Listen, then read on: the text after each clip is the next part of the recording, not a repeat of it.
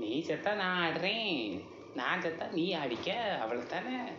இதுக்கு போட்டுக்கிட்டு எதுக்கு கோபம்? வேற ஒன்றும் இல்லைங்க.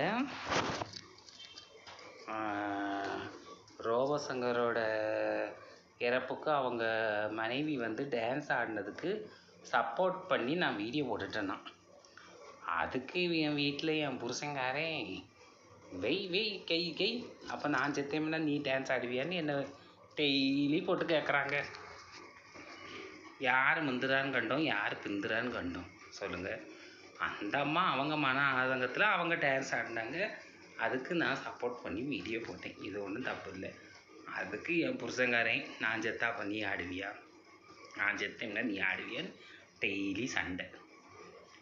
டெய்லி வீட்டில் குடியை குடிச்சிட்டு சண்டையான்னு சண்டை. என்னல குடியை குடிச்சிட்டு ஒழுங்கு மரியாதையை படுத்துறேன்னு வச்சுக்க, நடக்காது வேற உனக்கு.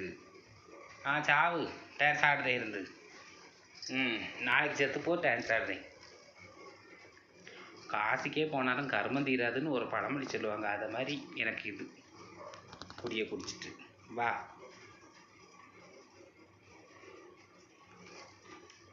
ரோபசங்கர் அவங்க மனைவி டான்ஸ் ஆடும்போது மனசில் 1000 கலக்கத்தோடு டான்ஸ் ஆடினாங்க. அதுக்காண்டி நான் சப்போர்ட் பண்ணி வீடியோ போட்டேன். அது இந்த குடிகார பையலுக்கு என்ன தெரியும் அதை பற்றி? இந்த குடிகார பையலுக்கு தெரியாது. நான் சப்போர்ட் பண்ணி வீடியோ போட்டேன்னா அதில் கூட அந்த வீடியோலையும் ஒருத்தங்க கமெண்ட்ஸில் கேட்டிருக்காங்க, அதெல்லாம் அவங்க புருஷன் செத்தா பொண்டாட்டி ஆடுறது நியாயமானுட்டு கமெண்ட்ஸில் கேட்டிருக்காங்க. என்ன உலகம், அவங்க மனசில் இருக்க கஷ்டம். என்னடா ஆமாம், என்ன தான் காடு வாங்குது, இந்த வீடு போகுது, நாளைக்கே நான் போகிறேன்னு யார் கண்டா? யார் நீ சாப்பிட்றேன்னு கண்டானா நான் சாப்பிட்றேன்னு கண்டாடா? மூடிட்டு கடை. என்ன செய்கிறதுங்க? அந்த அம்மாவுக்கு சப்போர்ட் பண்ணதுக்கு வீட்டில் இவ்வளோ சண்டை காட்டு.